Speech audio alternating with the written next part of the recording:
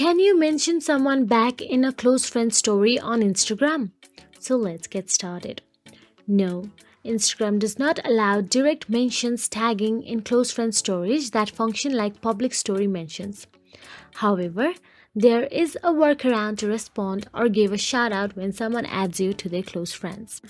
Now, once someone has added to your close friend, you can simply screenshot the content by pressing the appropriate buttons on your device or simply screen record the content, and then you can again open your Instagram and swipe right and create a new story by screenshot or screen recording and again mention that friend on your story. So that is it. If your close friend has a private story, you cannot directly share it or mention it if it is restricted to them as well.